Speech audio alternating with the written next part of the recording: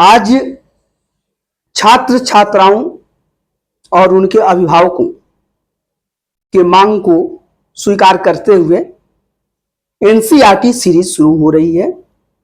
NCERT में class 6 से class 12 तक प्रायः सभी सोशल साइंस की चर्चा की जाएगी।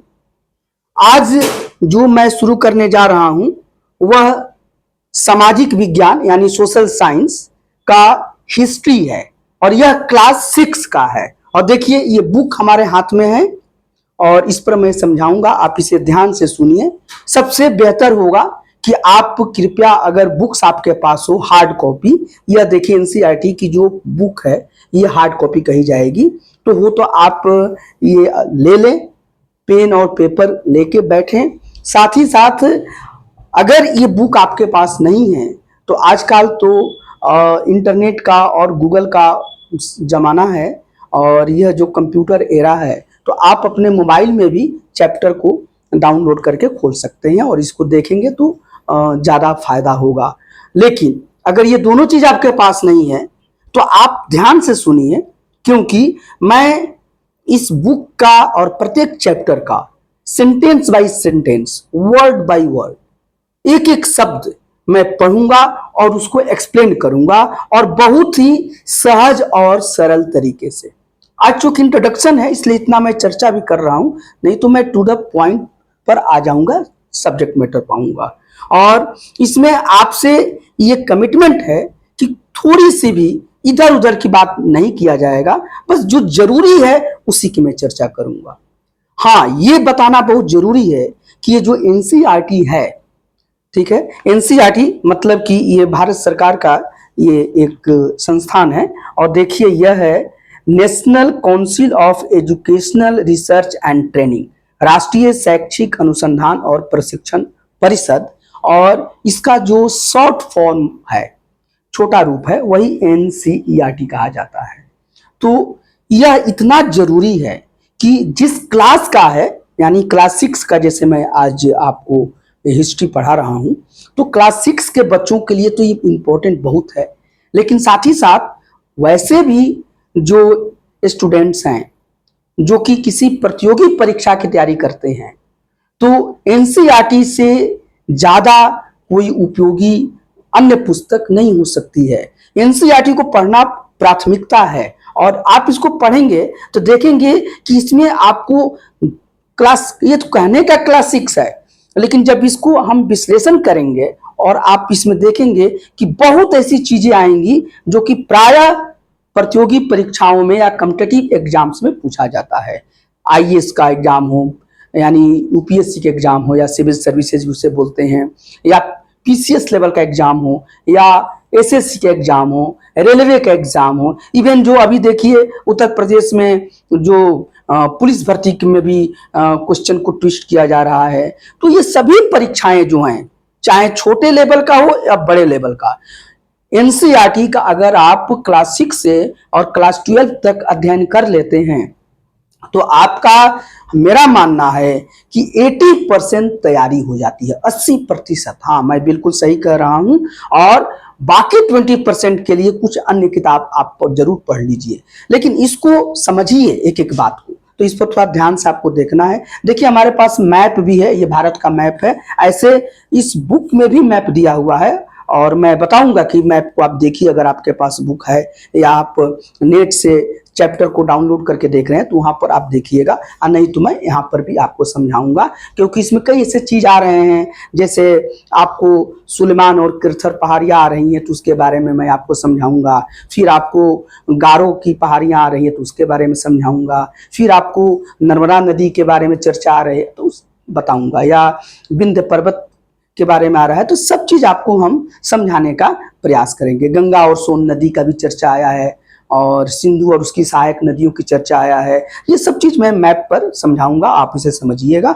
बहुत ही हल्का अपना मन कर लीजिए और मैं बहुत ही सरलता से हम समझने जा रहे हैं। एक और बात है कि इस चैप्टर पर आपको, चूंकि एक ही साथ थोड़ा लेंदी हो जाता है, तो इसको हम 2 पार्ट में या जरूरत पड़ी तो किसी चैप्टर को 3 भाग में या पार्ट में बनाया जाएगा। अगर अभी तक आप डॉक्टर ए.के. ओझा चैनल को, यूट्यूब जो चैनल है उसको अगर आप सब्सक्राइब नहीं किए हैं तो प्लीज कर लीजिए, क्योंकि यह आपके काम का होने वाला है। और आप इसको शेयर भी कीजिए, क्योंकि आपके अन्य जो फ्रेंड्स हैं, दोस्त हैं, साथी हैं, उनको भी लाभ हो। और आप इसको बहुत ही इत्मीनान से आप इसको देखिए, और अगर कंफ्यूजन कुछ हो रही है तो इसको बार बार देखिए, और अगर कोई आपके पास कमेंट हो तो आप हमें बताइएगा। अब आइए टॉपिक पर हम आते हैं। देखिए, ये सामाजिक विज्ञान है, सोशल साइंस और हिस्ट्री मैं इसमें लिया हूं। जैसा मैं बताया कि हिस्ट्री को, ज्योग्राफी को, सिविक्स को, इकोनॉमिक्स को, सभी चीज़ को मैं यहाँ पर डिस्कशन करूंगा आपसे, और एक एक चैप्टर का करूंगा। लेकिन आज जो चैप्टर लिया हूँ और जो सब्जेक्ट है वो हिस्ट्री का है। तो देखिए, सामाजिक विज्ञान यानी सोशल साइंस इंग्लिश में बोला जाता है। मैं यहाँ पर बाइलिंगुअल भी शब्दों को यूज करूंगा, ताकि ये इंग्लिश मीडियम और हिंदी मीडियम दोनों के लिए समान रूप से उपयोगी हो सके। इसका मेरे जिहन में, मेरे मन में इस बात का ख्याल है। इसलिए या तो आप अंग्रेजी माध्यम के स्कूलों में पढ़ रहे हैं, या इंग्लिश मीडियम के स्कूल में पढ़ रहे हैं, या आप हिंदी मीडियम को पढ़ रहे हैं, ठीक है, आपको कंसेप्ट को समझना है। और जहां भी कोई शब्द आएगा मैं उस शब्द को जरूर बोलूंगा, ताकि आपको कोई समस्या ना हो। अब देखिए, यह है हमारे अतीत पार्ट 1। चूंकि क्लास 6 है तो इसका हमारे अतीत पार्ट 1 लिखा गया है। अगर यही क्लास 7 में जाइएगा तो ये नाम हो जाएगा हमारे अतीत पार्ट 2, और इसी तरह से आगे बढ़ेगा। हमारे अतीत का मतलब है आवर पास्ट। आवर पास्ट, जो चीज बीत चुका है। अतीत मतलब जो चीज बीत गया, तो उसको हम आवर पास्ट कहते हैं। चूंकि हम हिस्ट्री पढ़ रहे हैं, इतिहास पढ़ रहे हैं, तो इतिहास में तो जो बीती हुई बातें हैं, जो बीती हुई इवेंट्स है, घटनाएं हैं, या जो बीती हुई कहानियां हैं, उन्हीं को तो हम पढ़ते हैं। इसलिए यहाँ पर हमारे अतीत यानी आवर पास्ट लिखा गया है। हमारा जो पास्ट है, जो चीज बीत गया, उसके बारे में चर्चा कर रहे हैं। प्रेजेंट के बारे में चर्चा नहीं कर रहे हैं, ठीक है। समय को 3 भागों में बांटा गया है ना, तो पास्ट है, प्रेजेंट है और फ्यूचर है। तो प्रेजेंट जो अभी चल रहा है, जैसे अभी मैं आपको पढ़ा रहा हूं तो ये प्रेजेंट हो जाएगा, लेकिन कल यही चीज पास्ट में आ जाएगा, और जो चीज आने वाला है वो अब फ्यूचर कहलाता है। तो ये चूंकि अतीत की हम यहाँ पर बात करेंगे इतिहास में, इसलिए इसका हेड टॉपिक, ये बुक का ही नाम लिख दे दिया गया, आवर पास्ट पार्ट 1 या हमारे अतीत पार्ट 1, चूंकि कक्षा 6 का है। और देखिए यहाँ पर लिखा है कक्षा 6 के लिए इतिहास की पाठ्य पुस्तक। पाठ्य पुस्तक मतलब टेक्स्ट बुक होता है। अब इसमें जो सबसे पहला चैप्टर है, देखिए कई इसमें विषय सूची यानी कंटेंट दिया गया है। तो पहला जो है चैप्टर वो प्रारंभिक कथन कह के, और क्या, कब, कहां और कैसे है। तो ये पहला आपका चैप्टर है। और आइए मैं पहला चैप्टर निकाल लेता हूं। देखिए, ये मैं पहला चैप्टर यहाँ पर निकाल दिया। अध्याय ये लिखा है, देखिए यहाँ पर मैं लिख देता हूं, एकदम आराम से आप सुनिए। चैप्टर, देखिए ये इंग्लिश में ही मैं लिख रहा हूं, यहाँ पर अध्याय लिखा है, मतलब एक ही है। तो ये चैप्टर हो गया, और यहाँ पर लिखा है प्रारंभिक कथन। प्रारंभिक कथन। कथन यानी कि स्टेटमेंट की बात होती है। क्या है ये प्रारंभिक कथन करके, और इसमें जो हेडिंग दिया है, क्या का मतलब व्हाट, कब यानी व्हेन, कहां इसका मतलब वेयर, और कैसे, और का मतलब एंड, कैसे का मतलब हाउ। ये देखिए, ये टॉपिक का यही नाम है इस चैप्टर का। इस चैप्टर का नाम ही है क्या, कब, कहां और कैसे। क्या का मतलब व्हाट, व्हेन, ठीक है ना, वेयर एंड हाउ। और आप समझिए कि इतिहास है क्या। इतिहास में तो इन्हीं चीजों की हम चर्चा करते हैं, कि जो पास्ट में जो घटनाएं घट चुकी हैं, जो हमारे अतीत में जो भी घटना घट चुकी है, वो घटना क्या थी ना, व्हाट इज दैट इवेंट। तो वो घटना क्या थी, वो घटना कब हुई, ठीक है, मतलब कि वो घटना कब घटित हुई, और व्हेन कब घटित हुई, और वह घटना कहां घटी, ठीक है ना, तो वह घटना कहां घटी, where did event take place, तो ये है यहां पर, और वह घटना कैसे घटी। तो यही हम इतिहास में पढ़ेंगे, थ्रू आउट हिस्ट्री पढ़ेंगे, चाहे आप कक्षा 6 का इतिहास पढ़िए या आप पीजी लेवल का हिस्ट्री पढ़िए, उसमें हम इन्हीं बातों पर चर्चा करते हैं, घटनाओं के बारे में चर्चा करते हैं और ये जानने की कोशिश करते हैं कि घटना थी क्या, वो क्या घटना थी, वो घटना कब घटित हुई, वो घटना कहां घटित हुई और वो घटना कैसे घटित हुई। तो मूल बात तो यही होता है, और फिर इसको हम विभिन्न दृष्टिकोण से, विभिन्न स्टैंड पॉइंट से, विभिन्न व्यूज से उसको हम एनालिसिस करते हैं, उसका विश्लेषण करते हैं। ये हम इतिहास में हम काम करते हैं और फिर उससे सबक लेने की कोशिश करते हैं, या उसमें कोई ग्लोरीफाइड चीज है, प्राइड है, तो हम उसको फील करते हैं और उसको आगे भी मेंटेन करने की बात करते हैं। तो ये मैं यहाँ पर ये टॉपिक के बारे में आपको, हमको लगता है कि क्लियर हो गया होगा।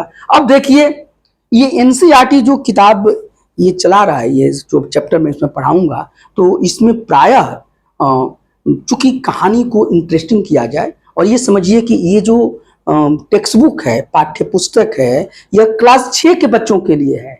तो क्लास 6 के बच्चों के मन स्थिति को देखते हुए, उनका जो मनोवैज्ञानिक या जो साइकोलॉजिकल जो उनका टेम्परामेंट है, बाल मनोविज्ञान को देखते हुए जिज्ञासा पैदा करने के लिए सबसे पहले किसी का नाम, किसी स्टूडेंट का नाम लेकर या किसी बच्ची या बच्चे का नाम लेकर कुछ प्रश्न शुरू किया जाता है। तो देखिए यहाँ पर सबसे पहले जो है, देखिए रसीदा नाम की एक बच्ची है, एक लड़की है रसीदा नाम की, और ये देखिए स्कूल ड्रेस में है। तो ये बच्ची मान लीजिए कि ये कक्षा 6 की छात्रा है। तो ये रसीदा का सवाल, रसीदा नामक एक लड़की है। देखिए मैं यहाँ पर सब हेडिंग लिख दिया करूंगा। तो देखिए ये है रसीदा का सवाल, सवाल मतलब प्रश्न। रसीदा के मन में कुछ प्रश्न है और यहीं से इस चैप्टर की शुरुआत हो रही है। तो रसीदा के मन में क्या प्रश्न है? रसीदा बैठी अखबार पढ़ रही थी। बहुत सिंपल सी बात है कि रसीदा जो बच्ची है वो बैठकर अखबार को यानी न्यूज़पेपर को या समाचार पत्र को पढ़ रही थी। अचानक सडनली, अचानक उसकी निगाह एक सुर्खी पर पड़ी। जो पेपर पढ़ रही है, तो पेपर तो आदमी जिज्ञासा के लिए ही पढ़ता है, जानकारी के लिए पढ़ता है। सुबह हम जगते हैं और सबसे पहले हम पेपर खोजते हैं। तो पहले तो हार्ड पेपर, अब नहीं है तो हम लोग मोबाइल में भी जो न्यूज है, न्यूज ऐप है, उसमें आकर हम न्यूज को देखते हैं। तो हमारी ये एक तरह से रुचि होती है। तो पेपर को पढ़ रही थी, अचानक उसकी निगाह एक सुर्खी पर पड़ी। सुर्खी का मतलब हेडिंग, शीर्षक। एक शीर्षक पर पड़ी। उस पेपर में एक शीर्षक था या एक हेडिंग लिखा हुआ था। क्या हेडिंग था? 100 साल पहले, 100 years ago। अब जो पेपर पढ़ रही है तो उस अखबार में रसीदा का नजर अचानक सडनली एक हेडिंग जो लिखा गया है, एक शीर्षक जो है या एक जो सुर्खी है उस पर पड़ती है, और सुर्खी में लिखा गया है कि 100 साल पहले, 100 years ago। अब वह सोचने लगी। क्या सोचने लगी? वो यह बात सोचने लगी कि यह कोई कैसे जान सकता है कि इतने वर्षों पहले क्या हुआ था। उसके मन में यह स्वाभाविक क्वेश्चन, ये स्वाभाविक प्रश्न, नेचुरल क्वेश्चन उसके दिमाग में एराइज हुआ कि अरे भाई, ये जो 100 साल पहले है, तो कोई कैसे जान सकता है कि 100 साल पहले की घटना कैसे घटित हुई थी, या 100 साल पहले क्या हुआ था। तो 100 साल तो एक लंबा समय होता है, इतना पहले कोई कैसे जान सकता है, ये उसके मन में जिज्ञासा हुई। ठीक है, और यही जिज्ञासा हम सबके मन में है, और इसी का आंसर या इसी का उत्तर इस चैप्टर में आगे हम ढूंढेंगे। अब आइए, दूसरा जो टॉपिक है, कैसे पता लगाएं। ठीक है, कैसे, मैं लिख दिया करूंगा और आप इसको देखिए, कैसे पता लगाएं।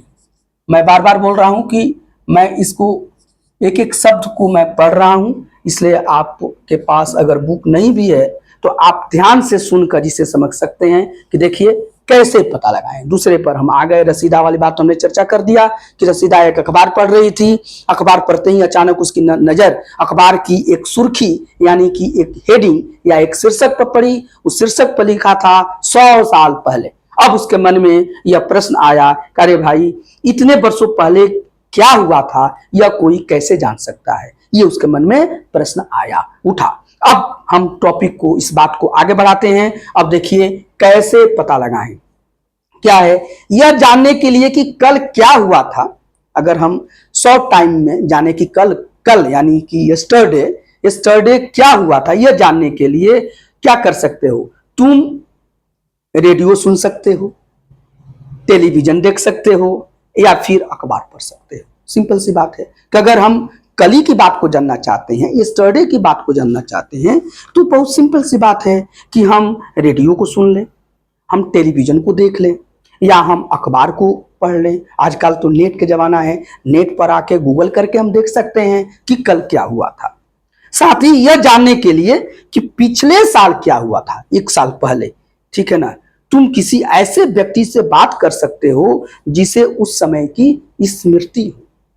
कल अगर जानना हो तो हम रेडियो का सहारा ले सकते हैं, टेलीविजन का सहारा ले सकते हैं, अखबार का सहारा ले सकते हैं, ठीक है, या नेट पर भी जाके कल के समाचार को पढ़ सकते हैं। लेकिन अगर हमको साल भर पहले की बात को जानना है, ठीक है, एक साल पहले की, ठीक है, 1 ईयर एगो की हम बात को समझना चाहते हैं या घटना को जानना चाहते हैं, तो फिर हमें वैसे व्यक्ति से बात करना होगा जिसे कि उस समय की बात याद हो, ठीक है। लेकिन बहुत पहले क्या हुआ था यह कैसे जाना जा सकता है। अब क्वेश्चन है कि भाई सिंपल सी बात है, कल की घटना को तो हम जान सकते हैं, एक साल पहले की घटना को भी ऐसे किसी व्यक्ति से पूछ सकते हैं अरे भाई पिछले साल क्या घटा था। लेकिन अगर बहुत साल पहले की बात हो तो उसको हम कैसे जानेंगे, ये एक प्रश्न अभी है हमारा। इस प्रश्न का अभी हमें इसका जो आंसर है, इसका उत्तर है, अभी हमको ढूंढना है। आइए आगे बढ़ते हैं। लिखा है अतीत के बारे में हम क्या जान सकते हैं। अच्छी भी बात है, पहले तो हम जाने कि हम कैसे जानेंगे। एक और देखें कि अतीत के बारे में हम क्या जान सकते हैं, क्या क्या चीज अतीत के बारे में हम जाना जा सकता है। अगर हम चाहें कि अपने पास्ट के बारे में, चाहे वो जितना पहले की बात हो, कल की बात हो या एक साल पहले की बात हो या सैकड़ों साल पहले की बात हो, उसके बारे में आखिर हम किन किन चीजों को जान सकते हैं। तो ये नेक्स्ट इसका सब हेडिंग है कि अतीत के बारे में हम क्या जान सकते हैं। अब देखिए इसको भी हम लिख देते हैं, अतीत के बारे में। अतीत मतलब पास्ट, जो चीज बीत चुका है, जो समय बीत चुका है। अतीत के बारे में हम क्या जान सकते हैं, हम क्या जान सकते हैं। ये है टॉपिक है, देख लीजिए, बुक्स आपके हाथ में है, आप इसको रिवाइज करते रहिए। हम क्या जान सकते हैं, देखिए इसमें हम आगे पढ़ते हैं और इसको हम लोग समझें। अतीत के बारे में बहुत कुछ जाना जा सकता है। इसका आंसर शुरू हो रहा है अतीत के बारे में, यानी पास्ट के बारे में, यानी जो समय बीत चुका है उसके बारे में हम क्या क्या चीज जान सकते हैं। तो पहला बात है उसके बारे में हम बहुत कुछ जान सकते हैं।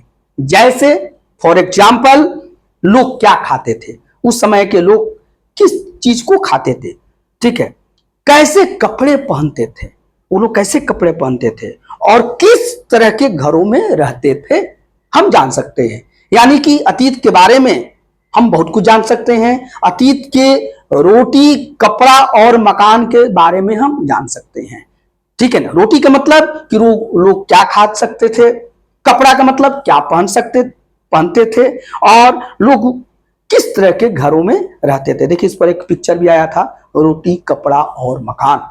तो ये 3 मनुष्य की मूलभूत आवश्यकता होती है, ठीक है। तो इन तीनों मूलभूत आवश्यकताओं के बारे में हम जान सकते हैं कि लोग पिछले कई वर्ष पहले, ठीक है ना, हम कैसा कपड़ा पहनते थे, क्या खाना खाते थे और किस तरह के मकान में रहते थे, ठीक है। इसके अलावा हम और क्या जान सकते हैं, हम आखेटकों, आखेटक मतलब क्या होता है, हंटर्स, शिकारी, हम आखेटकों यानी शिकारियों, हंटर्स, पशुपालकों जो पशुओं का पालन करते हैं, जो एनिमल हस्बेंड्री का काम करते हैं। तो जो पशुपालन है, गाय पालना, बकरी पालना, बैल पालना, तो ये पशुपालन का काम हुआ। कृषक मतलब किसान, फार्मर, पीजेंट्स, तो कृषकों के बारे में जान सकते हैं। शासक मतलब रूलर्स, जो शासन करते हैं। व्यापारियों यानी ट्रेडर्स, मर्चेंट, जो व्यापारी हैं, जो व्यापार करते हैं। जो ट्रेडिंग का काम करते हैं उनके बारे में जान सकते हैं। पुरोहितों, पुरोहित का मतलब प्रीस्ट हो गया, जो पुजारी है, पुरोहित है, उनकी भी सभी गतिविधियों के बारे में हम जान सकते हैं। शिल्पकारों, जो शिल्पकार होते हैं, जैसे मूर्ति बनाना, ये सब शिल्पकार कहे जाते हैं, तो उनके बारे में भी हम जान सकते हैं, ठीक है ना। कलाकारों, जो कलाकार होते हैं और कोई किसी भी तरह तरह के कला का जो कला में कुशल होते हैं वो कलाकार कहलाते हैं। तो जो शिल्पकार हैं, कलाकार हैं, यानी कि आर्टिसंस के बारे में हम जान सकते हैं। जो संगीतकार हैं, जो म्यूजिशियंस आदि हैं, तो संगीतकारों के बारे में भी हम जान सकते हैं। या फिर वैज्ञानिकों के जीवन के बारे में हम जानकारियां हासिल कर सकते हैं। उस समय के जो साइंटिस्ट थे उनके बारे में भी हम जान सकते हैं। यही नहीं, हम यह भी पता कर सकते हैं कि उस समय बच्चे कौन से खेल खेलते थे। इतना ही नहीं, उस समय के जो बच्चे थे, जो चिल्ड्रन थे, वो किस तरह का खेल खेलते थे, किस तरह का गेम वो खेलते थे, हम इसके बारे में भी पता कर सकते हैं। साथ ही साथ कौन सी कहानियां सुनते थे, उस समय के बच्चे कौन सी कहानियां, किस तरह की स्टोरीज वो सुना करते थे, इसके बारे में भी हम पता कर सकते हैं। और साथ ही साथ कौन से नाटक देखा करते थे, किस तरह का वो ड्रामा देखते थे, किस तरह के नाटक उनको पसंद था और वो देखा करते थे। या फिर कौन कौन से गीत गाते थे, किस तरह के वो सॉन्ग गाते थे। तो देखिए, तो कितनी बड़ी चीजें हैं कि हम अतीत के बारे में, पास्ट के बारे में, जो समय बीत चुका है, वो चाहे सदियों वर्ष पहले की बात क्यों ना हो, कई ईयर्स पहले की बात क्यों ना हो, हम इतनी चीजों को हम जान सकते हैं। अब आइए, तो एक हो गया कि लोग हम क्या क्या जान सकते हैं। अब थोड़ा सा हम आए यहाँ पर, जो सब हेडिंग है, देखिए, लोग कहाँ रहते थे, ठीक है ना। ये कहाँ शब्द आया है ना, कि क्या क्या चीज हम जान सकते हैं, ठीक है ना, ये बात आ गया, ठीक है। अब देखिए, कहाँ, लोग कहाँ रहते थे, इसको हम आइए, लोग, नेक्स्ट टॉपिक पर आ जाइए आप, लोग कहाँ रहते थे। मुझे लग रहा है कि आप लोग सहजता से इसे समझ रहे होंगे। ये जो टॉपिक है, देखिए, इस पर हम चर्चा करें, इस पुस्तक में चर्चा है, और देखिएगा कि इसी में धीरे धीरे हमको बहुत ही महत्वपूर्ण ज्ञान की चीजें आएगी। तो लोग कहाँ रहते थे, अब इस पर आइए। सबसे पहले तो मानचित्र 1 पृष्ठ 2, देखिए, इस बुक का ये हम जो अभी चल रहा है, ये पृष्ठ 1 है। ये पृष्ठ का मतलब पेज होता है, तो पेज संख्या 1 को पढ़ रहे हैं। अब आ जाइए पेज संख्या 2 पर, और पेज संख्या 2 पर आप देखिए कि यहाँ पर एक मानचित्र दिया गया है। मानचित्र को अंग्रेजी में मैप कहा जाता है, तो मैप दिया गया है। और मानचित्र क्या है, उपमहाद्वीप का प्राकृतिक मानचित्र। देखिए, यहाँ पर लिखा गया है उपमहाद्वीप का प्राकृतिक मानचित्र। तो उपमहाद्वीप को हम अंग्रेजी में सब कॉन्टिनेंट कहते हैं। तो सब कॉन्टिनेंट का जो फिजिकल मैप है, मैप आप जनरली बहुत तरह का मैप होता है, जनरली दो को बहुत ये फेमस है, फिजिकल और पॉलिटिकल।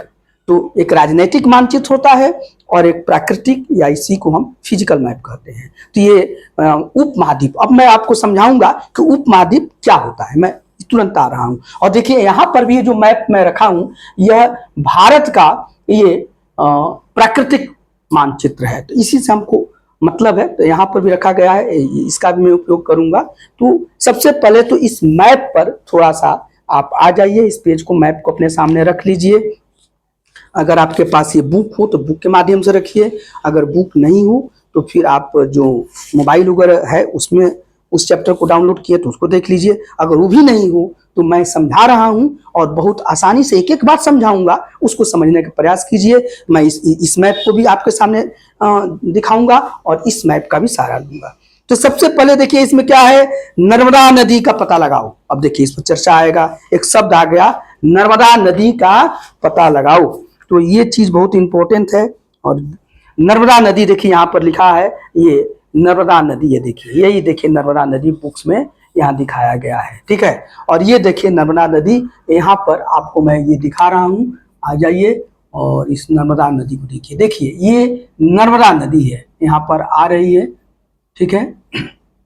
ये पर देखिए, ये बरोबरा है, और यही देखिए, यही नर्मदा नदी है। देखिए, ये नर्मदा नदी है। देखिए, ये जो मैप में जहाँ भारत लिखा है, देखिए भा लिखा है ना, भारत, देखिए बड़ा बड़ा है। देखिए, भारत के आगे बस यही आइए, ये सब देखिए, यही देखिए, ठीक मैं जो पॉइंट यहाँ पर रखा हूँ, ये नर्मदा नदी है। देखिए नर्मदा नदी है। अब इस देखिए ये पॉइंट आप देख ही रहे हैं कि जो नर्मदा नदी है, ये देखिए ये जो जगह है ये मध्य प्रदेश है। मध्य प्रदेश देख रहे हैं ना, ये मध्य प्रदेश है, फिर आगे निकलती है, लेकिन ये मध्य प्रदेश देखिए है। और ऐसे ही गुजरात में भी कुछ समय तक जाती है। ये नर्मदा नदी में आप आ जाइए, बस चर्चा ये कीजिए कि नर्मदा नदी है। ये देखिए मध्य प्रदेश में काफी लंबा दूरी तक ये बहती है, तो नर्मदा नदी पर आइए। अब इसके बारे में कुछ हम चर्चा करेंगे कि आखिर नर्मदा नदी के बारे में क्या बात हो रही है, और ये बहुत ही इंपॉर्टेंट है। देखिए कई लाख वर्ष पहले लोग इस नदी के तट पर रहते थे, इसीलिए इसकी चर्चा हो रही है कि जो नर्मदा नदी है, देखिए ये जो नर्मदा नदी मैं यहाँ पर बताया हूं, देख लीजिए इस नर्मदा नदी पर, देखिए भारत का मानचित्र है, फिजिकल मैप है, और ये नर्मदा नदी इस जगह पर, देखिए इस जगह पर लोकेशन में आ जाइए, इस जगह पर कई लाख वर्ष पहले, 100 साल वर्ष पहले की बात नहीं कर रहा हूं, कल की बात नहीं कर रहा हूं, ठीक है ना, और 100 ईयर्स एगो की बात नहीं कर रहा हूं, कई लाख वर्ष पहले लोग यहां पर रहते थे, ये नर्मदा नदी के पास में, ठीक है, और इस नर्मदा नदी के तट पर रहते थे। हमारी जो प्रारंभिक जो सिविलाइजेशन जो डेवलप हुई, जो प्रारंभिक हमारी जो सभ्यता और संस्कृति विकसित हुई है, वो नदियों के किनारे ही प्राय विकसित हुई हैं। तो इस नर्मदा नदी के किनारे कई लाख वर्ष पहले लोग रहते थे। अब यह बात आपको क्लियर हो गया। आप लोकेशन भी देख रहे हैं, यही नर्मदा नदी है। आप मैप पर भी देख लीजिए, आपके बुक में है, और नहीं तो आप यहाँ अपने को फोकस कीजिए। देखिए ये जगह है, इस जगह पर नर्मदा नदी के तट पर कई लाख वर्ष पहले लोग यहाँ पर रह रहे हैं। यहाँ रहने वाले आरंभिक लोगों में से कुछ संग्राहक थे, जो यहाँ पर नर्मदा नदी के तट पर जो लोग यहाँ पर रह रहे थे, तो यहाँ के जो शुरुआती लोग रह रहे थे उसमें से कुछ जो थे उनकी वो क्या थे, वो कुशल संग्राहक थे, बहुत ही स्किल्ड गैदरर से गैदर करते थे। क्या गैदर करते थे, ठीक है, वो गैदर मतलब कलेक्ट करते थे, संग्रहित करते थे, ठीक है। तो अब क्या करते थे, आसपास के जंगलों की विशाल संपदा से परिचित थे और भोजन के लिए जड़ों, फलों तथा जंगल के अन्य उत्पादों का यहीं से संग्रह किया करते थे। वे जानवरों का आखेट यानी शिकार यानी हंटिंग भी करते थे। तो ये माना गया कि ये जो नर्मदा नदी के, देखिए यहाँ के जो लोग थे, इसके तट पर जो रहते थे, इसमें से कुछ लोग तो कुशल संग्राहक थे। संग्राहक मतलब कि कलेक्ट करते थे, ठीक ना। और क्या कलेक्ट करते थे, जो आसपास की जो वन संपदा थी, उस वन संपदा में, और वन संपदा ही उनकी लाइफ लाइन थी, ठीक है। और नदी और उसके आसपास की जो प्राकृतिक संसाधन है, वन संपदा है, वो उनकी लाइफ लाइन, जीवन रेखा होती थी। और वहीं से वो लोग अपने खाने के लिए, अपने भोजन के लिए वे लोग वहां से जड़ मतलब पौधा या पौधों के जड़ों को खाया जाता है। जैसे आप मूली वगैरह खाते हैं तो जड़ ही तो होता है ना, या ओनियन खाते हैं तो जड़ होता है, पौधों के जड़ को खाते थे, ठीक है। वो कलेक्ट करते थे, वहां से संग्रहित करते थे, फलों को संग्रहित करते थे, और जंगल के अन्य उत्पाद भी जो उनकी जरूरत की थी वो भी संग्रहित करते थे, जैसे लकड़ियां आदि भी संग्रहित करते थे। और वे लोग जंगल में जानवर भी पाए जाते हैं, तो जानवरों का वो लोग हंटिंग भी करते थे, आखेट भी करते थे। आखेट का मतलब शिकार करते थे, हंटिंग करते थे, और इससे उनका जीवन चलता था। तो आपने ये तो नर्मदा के बात आपने समझ गया कि फिर से देखिए नर्मदा जो नदी है, देखिए यही लोकेशन है, इसके तट पर लोग रहते थे शुरू में। आज से 6 लाख वर्ष पहले की बात हो रही है ये। और ये लोग में कुछ जो थे वो बहुत ही कुशल संग्राहक होते थे, और वो आसपास के जो जंगल होते थे वहां से वो लोग अपने जरूरत की चीजों का संग्रह करते थे, जिसमें जड़ होता था यानी रूट, जिसमें फल होता था यानी फ्रूट होता था, और अपने खाद्य सामग्री और जंगलों से वो लोग कलेक्ट करते थे। साथ ही साथ ये लोग पशु, वहाँ के जो जानवर होते थे उनका ये लोग हंटिंग भी करते थे, शिकार भी करते थे, और शिकार करके उसके भी ये मांस वगैरह खाया करते थे या उनके अपने उपयोग में लाया करते थे। अब आ जाइए, अब हमने नर्मदा के बाद यहाँ पर बताया गया है कि तुम उत्तर पश्चिम की सुलमान और किरथर पहाड़ियों का पता लगाओ। देखिए ये है, यही देखिए भारत है, इंडिया है आपके आप अगर पास पुस्तक है तो आप खोल लीजिए और देखिए यही उत्तर, ये जो पश्चिम है तो उत्तर पश्चिम में देखिए ये सुलेमान है और ये किरथर है, देखिए बुक में देख सकते हैं और यहाँ पर मैं दिखा रहा हूँ। सबसे पहले तो आप समझ जाइए कि देखिए मैप में ये चीज होता है, देखिए इसे ऐसे मैप, ये जो ऊपर का चीज होता है उसको हम नॉर्थ बोलते हैं, उत्तर। ये लोकेशन है, ये देखिए ये नॉर्थ हो गया, ठीक है, या ये उत्तर कहा जाएगा। और नीचे वाले पार्ट को हम साउथ बोलेंगे। देखिए साउथ को हम एस लिख दिए और नॉर्थ को एन लिख दिए और इसको हम दक्षिण बोलेंगे। और देखिए इस जगह को हम ऐसे भी कर देते हैं, देखिए इस जगह को हम ईस्ट बोलेंगे, पूर्व, ये पूरब का जगह है, ठीक है, पूरब। और देखिए ये जो है ये वेस्ट है, पश्चिम। ये बिल्कुल क्लियर हो गया, ठीक। तो अब उत्तर पश्चिम जो बात आ रही है, मैं यहाँ पर उत्तर और पश्चिम, इसका मतलब कि ये चीज है, ये जगह, ये भाग है, मतलब उत्तर भी है और ये पश्चिम भी है, तो इसी को हम उत्तर पश्चिम बोलेंगे। ये शब्द आ रहा है उत्तर पश्चिम, ठीक है। नॉर्थ और ये देखिए वेस्ट है, नॉर्थ वेस्ट। तो नॉर्थ वेस्ट में ये सुलेमान और किरथर की पहाड़ियां हैं। अब देखिए इस मैप में देखिए यही सुलेमान है, देखिए यहाँ पर ये देखिए ये सुलेमान लिखा है, देखिए ये सुलेमान पर्वत, देखिए लोकेशन देखिए, देखिए ये भारत के ये उत्तर पश्चिम में ये पड़ता है, ये क्योंकि ये उत्तर हुआ, ये दक्षिण हुआ, ये भाग पूरब हो जाएगा, ईस्ट हो जाएगा, और ये भाग वेस्ट हो जाएगा।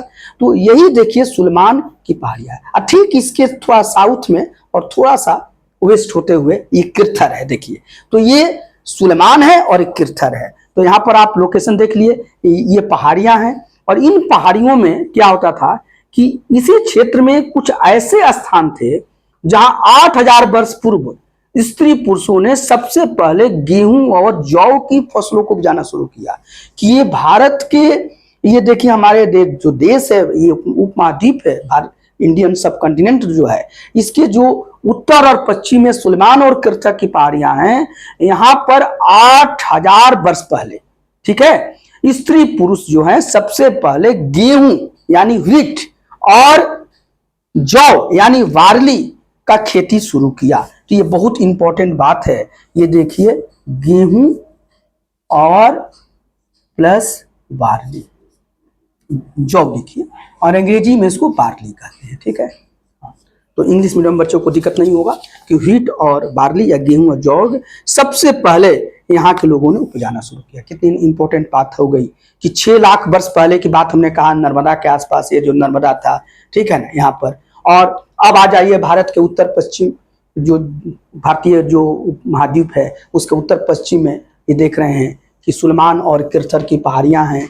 और यहाँ पर आप 8000 वर्ष पहले सबसे पहले यहीं के लोगों ने क्या किया कि जौ और गेहूं यानी गेहूं या जौ, व्हीट एंड बार्ली का खेती करना शुरू किया, उसको उपजाना शुरू किया। साथ ही साथ ये जो लोग थे, ये जो सुलेमान और किरथर के जगह में रहने वाले इस लोकेशन में जो लोग थे, वो और क्या करते थे, वे यहाँ पर भेड़ जो है उसको हम सिप कहते हैं, बकरी गोट, गाय काऊ, बैल ऑक्स आदि पशुओं को पालतू बनाना शुरू किया। इन पशुओं को ये लोग अपना पालतू या पेट बनाने लगे और इनकी पशुपालन करने लगे, ठीक है। तो ये बहुत आपको आसान है। ये लोग गांव में रहते थे। एक और बात है, अब देखिए यहाँ पर ये गांव की बात आ गई। ये जो सुलेमान किरथर के लोग यहाँ पर विलेज अब डेवलप करने लगे, यहाँ पर विलेज डेवलप करने लगे। यहाँ पर हमने जो थोड़ा और पहले के 6 लाख वर्ष पहले की मैं बात किया, जो नर्मदा के आसपास, तो ये लोग कुशल संग्राहक थे और ये लोग जंगल पर विशेष रूप से डिपेंड थे। लेकिन ये लोग अब विलेज यहाँ पर डेवलप हो रहे हैं सुलेमान और किरथर की पहाड़ियों में, और ये लोग गांव में रहते थे। और गांव में क्या होता था, अस्थाई जीवन होता है, तो अस्थायित्व के लिए ये गांव या शहर है। तो अस्थाई जहां आप रहिएगा तो अब वहां पर कृषि का शुरुआत हो जाएगा, फिर आप खेती कीजिएगा, तो खेती से ही जो जुड़ी हुई दूसरा जो व्यवसाय होता है या कार्य होता है वो पशुपालन होता है, तो पशुपालन शुरू हो जाता है। तो जहां भी गांव शब्द आता है वहां स्वाभाविक तरीके से वहां कृषि डेवलप हो जाती है। और यहाँ के लोगों ने, सुलेमान और किरथर पहाड़ियों के जो लोग हैं, ये गाँव में रहने लगे।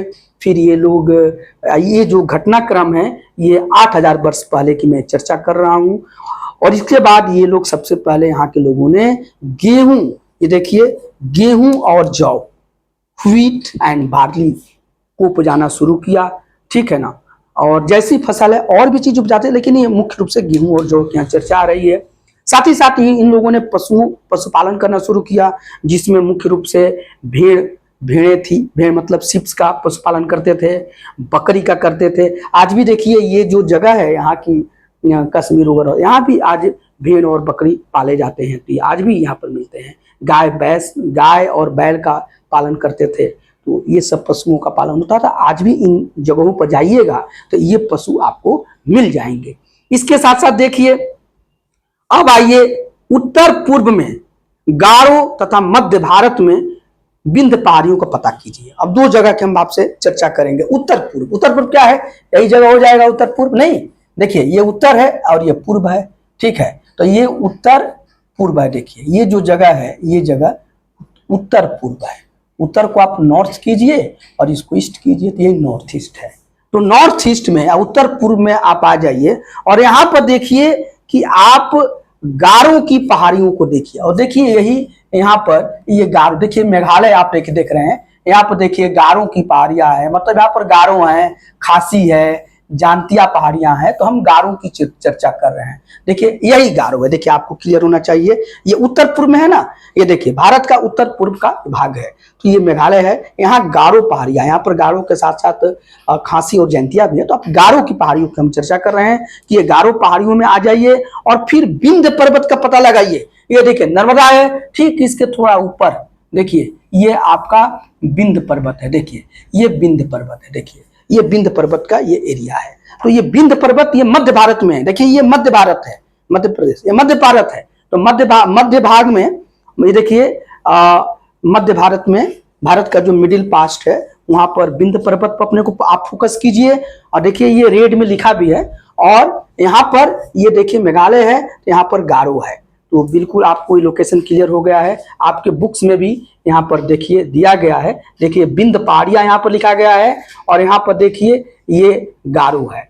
ये देखिए गारो पहाड़ियां हैं, ठीक इसके ऊपर ये ब्रह्मपुत्र नदी है। तो ये गारो पहाड़ी पर फोकस कीजिए। अब देखिए यहाँ पर क्या हुआ था, ये कुछ अन्य ऐसे क्षेत्र थे जहां कृषि का विकास हुआ। इसका मैं चर्चा क्यों कर रहा हूं कि इन जगहों पर ये जो गारो है, जो मेघालय है, और ये देखिए ये जो मध्य भारत में जो विंध्य है पर्वत है, यहाँ पर भी कृषि का विकास हुआ। और जहां सबसे पहले चावल उपजाया गया वे स्थान विंध्य के उत्तर में स्थित थे। ये बहुत इंपॉर्टेंट बात है।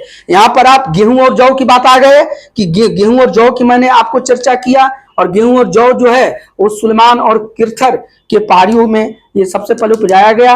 और फिर आ जाइए चावल, ठीक है ना, ये तो मुख्य भोजन है, स्टेपल फूड माना जाता है अभी भी हमारे देश का और बहुत लोगों जगहों का। और जनरली ये जो इंडियन सब कॉन्टिनेंट है या भारतीय उपमहाद्वीप में तो ये मुख्य भोजन ही है, गेहूं चावल जौ।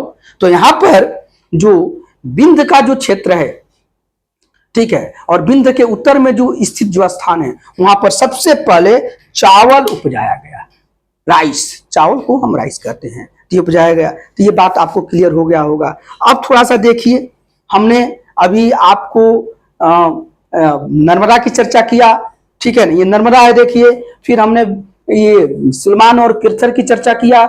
नर्मदा में चर्चा किया कि यहाँ के लोग कुशल गैदरर थे कुछ, और ये लोग जंगलों से अपने जरूरत की चीजों का, जैसे वहाँ के जड़ या रूट को, फल या फ्रूट को या अन्य चीजों को कलेक्ट करते थे। साथ ही साथ ये शिकार भी करते थे, हंटिंग भी करते थे। तो ये एक तरह से ये जो हंटर हैं, शिकारियों आखेटकों का हमने यहाँ पर वर्णन पाया। और ये 6 लाख वर्ष पहले की बात किया गया। अब फिर यहाँ पर हम आ गए 8000 वर्ष पहले में, सुलेमान और किरथर की जो पहाड़ियां हैं। और यहाँ पर आपने देखा कि लोग गेहूं और यहाँ पर जौ का उत्पादन शुरू किया है। साथ ही साथ आपने और पशुपालन भी शुरू किया और ये लोग अब गांव में रहने लगे, ठीक है। तो ये सभ्यता का इसी तरह से विकास होता है। और फिर इसी तरह से आपने देखा कि गारों की जो पहाड़ियां हैं, ये देखिए गारो हैं, और साथ ही साथ ये जो विंध्य पर्वत है और विंध्य के उत्तर के जो क्षेत्र हैं, यहाँ पर भी लोग कृषि का विकास हुआ। और ये जो विंध्य के उत्तर में सबसे पहले चावल को ये बनाया, चावल की कृषि शुरू हुई। तो ये सब बहुत इंपॉर्टेंट है और परीक्षाओं में बहुत पूछे जाते हैं। और साथ ही साथ जो क्लास 6 के बच्चे हैं वो भी इसको अभी से ही वो तैयार हों और आगे जाकर वो बहुत बड़े पद पर वो पहुंचे, तो अभी से उनकी ऐसी तैयारी शुरू हो जानी चाहिए। अब आ जाइए मानचित्र पर यानी मैप पर सिंधु तथा इसकी सहायक नदियों का पता लगाने का प्रयास कीजिए। सबसे पहले तो सिंधु और उसके सहायक नदी, सिंधु को इंडस रिवर हम कहते हैं, और इंडस रिवर के 5 सहायक नदियां हैं, जान लीजिए 5 सहायक नदियां हैं, और उन्हीं सहायक नदियों के नाम पर ये पंजाब पड़ा। पंजाब मतलब पन का मतलब 5 है और आप का मतलब नदी या जल होता है, तो पंजाब सब पड़ा है। 5 सहायक नदियां हैं तो सिंधु की। सबसे पहले जानिए कि सहायक नदी किसे कहते हैं। सहायक नदी उन्हें कहते हैं जो एक बड़ी नदी में मिल जाती है। देखिए कितना इंपॉर्टेंट एक एक लाइन ये जीके का क्वेश्चन बन रहा है। तो सहायक नदी वो है जो बड़ी नदी में मिल जाती है, सिंपल सी बात, इसको याद कर लीजिएगा। और अब हम आ गए सिंधु और सहायक नदियों में। देखिए सिंधु और सहायक नदियों का क्षेत्र यही है। देखिए आपको मैं दिखा रहा हूं कि ये जो क्षेत्र देखिए ये सिंधु और सहायक नदियों को देखिए यही है, पंजाब का भाग है और ये भारत का पश्चिमोत्तर भाग है। तो देखिए सिंधु और सहायक नदियां हैं। सिंधु के नाम पर ही हम आगे आएंगे, इसमें चैप्टर है देश का नाम हमारा। यहाँ के लोग सिंधु को ही बाद में हिंदू कहा गया और हिंदुस्तान पड़ा, तो इस पर भी चर्चा इस बुक में है, इसलिए उस पर विशेष अभी हम चर्चा नहीं करेंगे। लेकिन आप देखिए सिंधु और उसकी सहायक नदियां, तो सिंधु की ये जो इंडस रिवर है, ऋग्वेद में भी इसकी चर्चा है। भारत की या विश्व की जो सबसे पुरानी पुस्तक मानी जाती है वो ऋग्वेद है, और ऋग्वेद में भी सिंधु और उसके सहायक नदियों की चर्चा है। तो सिंधु ये और उसकी सहायक नदियां कौन कौन है, देखिए सिंधु, और मैं बताया ना कि इसका 5 सहायक नदियां हैं, ठीक है ना, 5 सहायक नदियां, 1 2 3 4 5।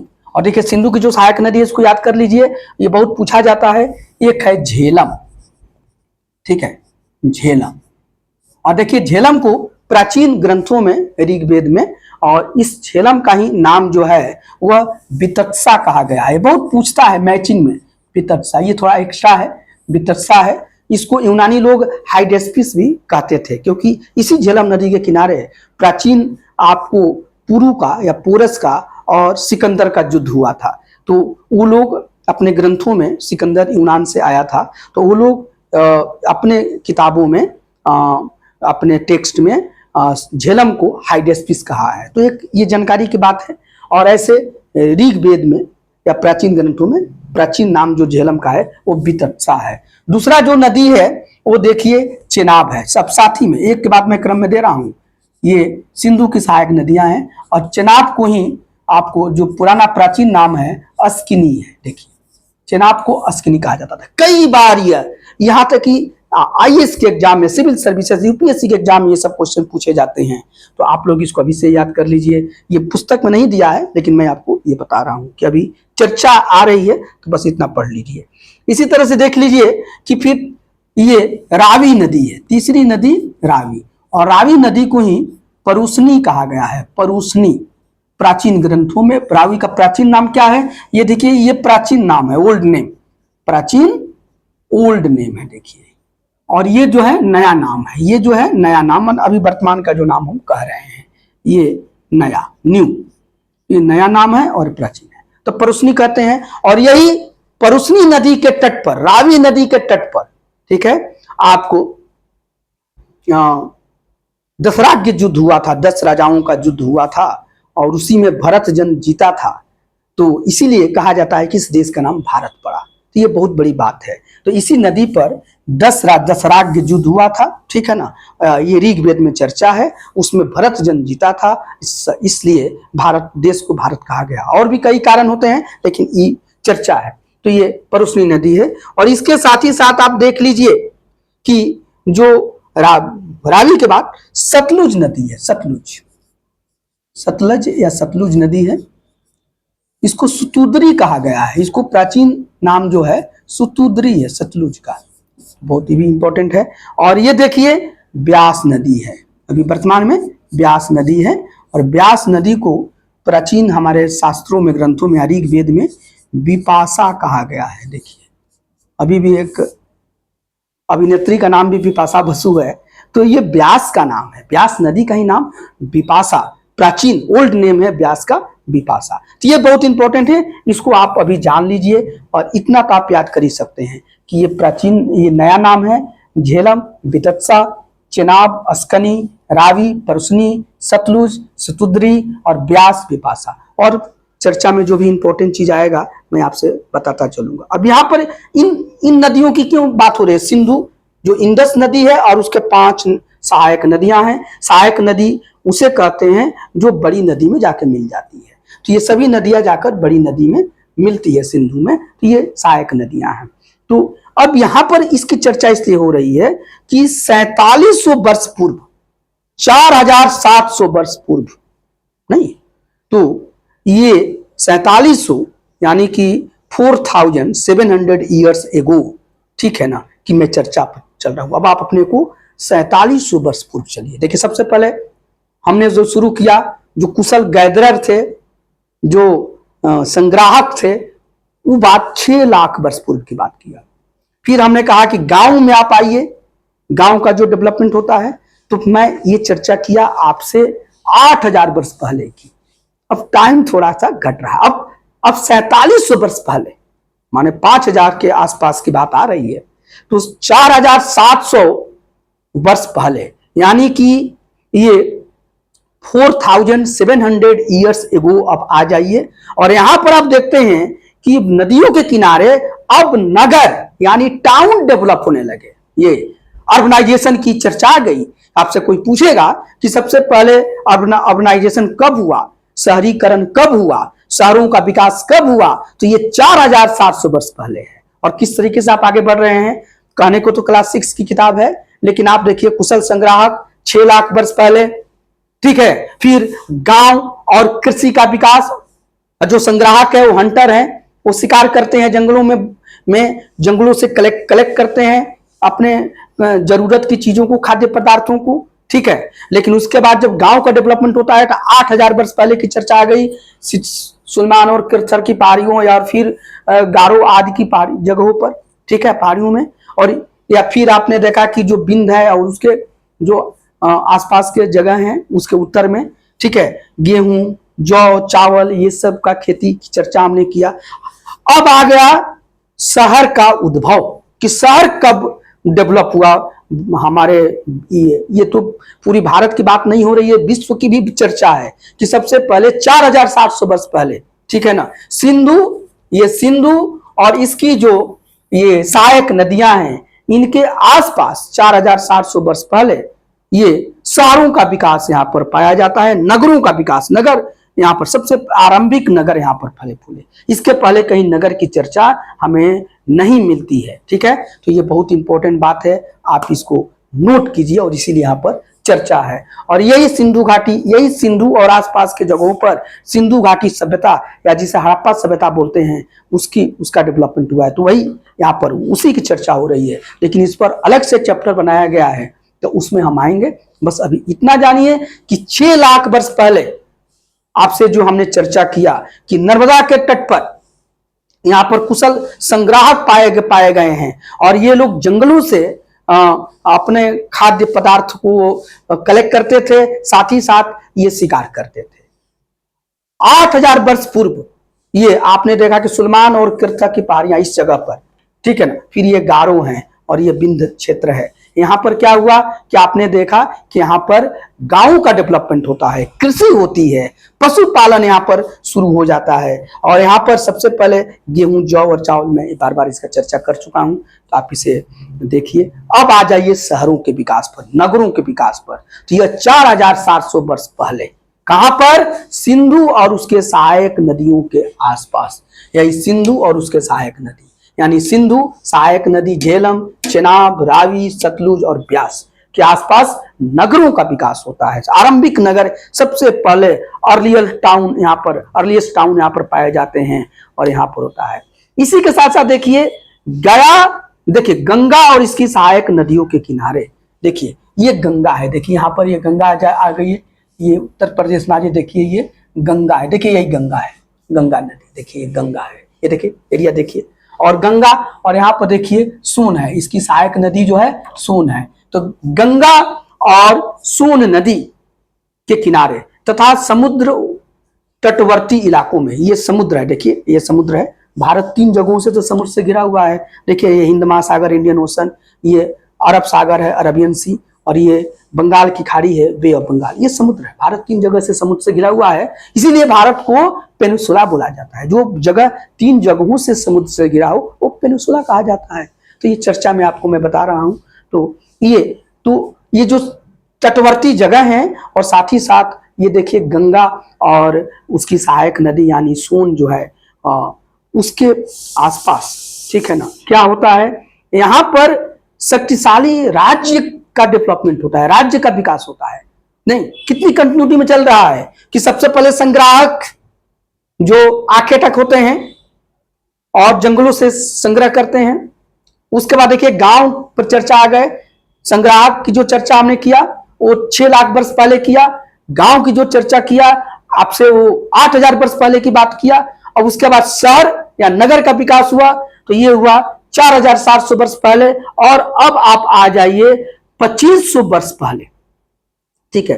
तो ये 2500 वर्ष नहीं, ये जो शहर की मैं बात कर रहा हूं कि गंगा की बात कर रहा हूं, तो गंगा और सहायक नदियों को पता लगाइए। और इस गंगा और सहायक नदियों के आसपास सबसे पहले आप देखते हैं कि राज्य बनते हैं, राज्य, और उसमें एक राज्य का नाम आता है मगध राज्य, और इसके जो शासक थे मगध राज्य के वो बहुत शक्तिशाली होते थे। तो मैं ये पूरा लाइन पढ़ लेता हूं ताकि आपको क्लियर हो जाए। देखिए लिखा है, गंगा तथा इसकी सहायक नदी सोन का पता लगाओ।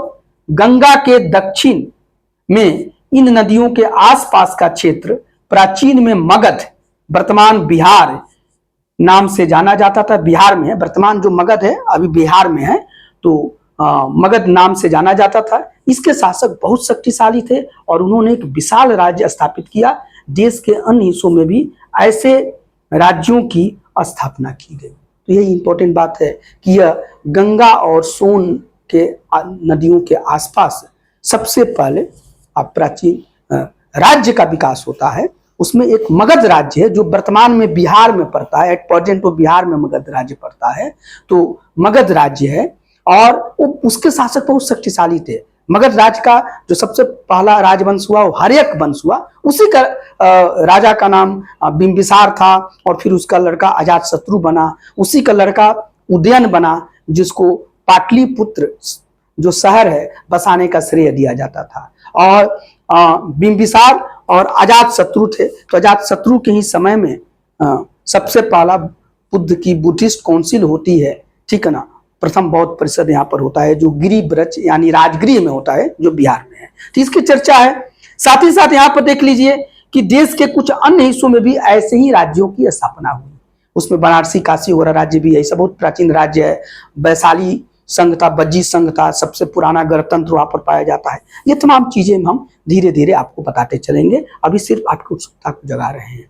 तो यहाँ पर नगर के बाद देखिए राज्य की स्थापना पा गई और राज्य में ये जो राज्य बने उसमें मगध राज्य पुराना राज्य है और बहुत शक्तिशाली वो बना और वहां के शासक बहुत शक्तिशाली थे, ठीक है। तो ये 16 महाजनपद की चर्चा भी आती है। 6ठी शताब्दी ईसा पूर्व में फिर जनपद बनते हैं, फिर जनपद कई जनपद मिलकर महाजनपद बन जाते हैं और उसमें मगध सबसे शक्तिशाली बन गया, ठीक है। अब आ जाइए, लोगों ने सदैव उपमहाद्वीप के एक हिस्से से दूसरे हिस्से तक यात्रा की। एक शब्द आ गया उपमहाद्वीप, ये शब्द इंपॉर्टेंट है इसलिए मैं कह रहा हूं, जो चर्चा में आ रहा है उपमहाद्वीप। उपमहाद्वीप इसी को अंग्रेजी में सब कॉन्टिनेंट कहते हैं बेटा, सब कॉन्टिनेंट, सब कॉन्टिनेंट, ठीक है। ये सब कॉन्टिनेंट कहते हैं, सब कॉन्टिनेंट या उपमहाद्वीप। तो ये उपमहाद्वीप है। और देखिए ये मानचित्र में भी ये जो मैप है फर्स्ट ये पेज 2 पर, इसमें देखिए उपमहाद्वीप का प्राकृतिक चित्र है, मानचित्र है, फिजिकल मैप है ये सब कॉन्टिनेंट का। तो ये सब कॉन्टिनेंट क्या है इस पर हम चर्चा करेंगे। तो पहले सब कॉन्टिनेंट को समझिए। देखिए उपमहाद्वीप 2 शब्द से बना है, एक है उप और दूसरा है महाद्वीप। उप का मतलब होता है छोटा, ठीक है ना। तो महाद्वीप से छोटा, तो इसीलिए इस नाम से क्लियर है कि महाद्वीप से छोटा है। और महाद्वीप क्या है, महाद्वीप कॉन्टिनेंट कहा जाते हैं और हमारे वर्ल्ड में पूरे विश्व में 7 महाद्वीपों में बांटा गया है, ठीक है ना। ये 7 महाद्वीप होते हैं। पूरे वर्ल्ड को 7 महाद्वीप में बांटा गया है। और ये 7 महाद्वीप कौन कौन है?